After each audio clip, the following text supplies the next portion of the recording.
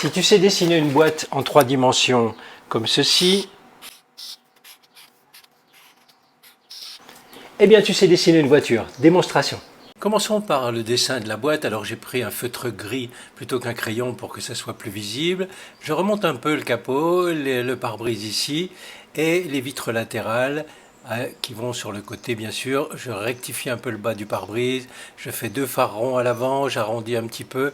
Ici c'est le pare-choc avec ces 2 morceaux de caoutchouc. Ici nous avons 2 phares longue portée ou anti-brouillard en bas, peut-être dans le sens contraire. On fait les échancrures dans la carrosserie. Et pour les roues, je trace une petite boîte en forme de carré pour marquer le centre de la roue, un petit cercle au milieu, vous voyez, avec l'épaisseur du pneu.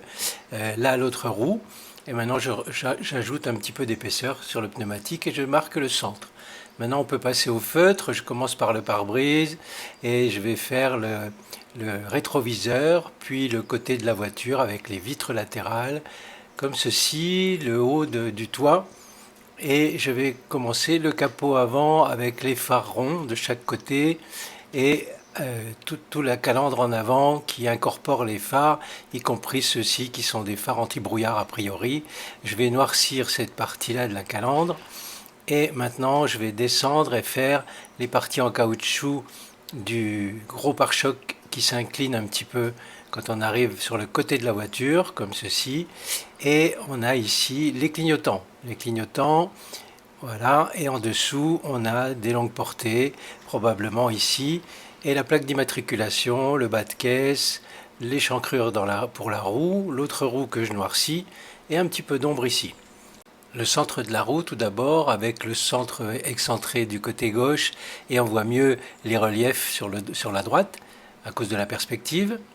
Continuons avec le pneumatique et l'épaisseur du pneu.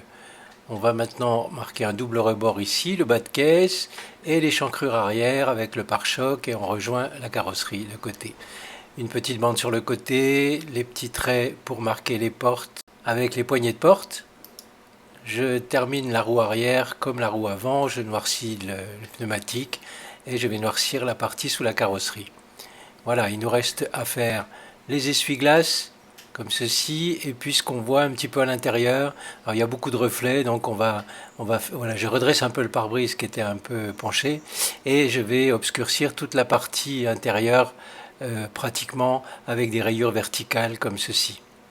Voilà, il nous reste maintenant à faire un peu d'ombre sous le véhicule, et puis notre dessin d'un véhicule des années, je dois bien reconnaître, des années 70 est terminé.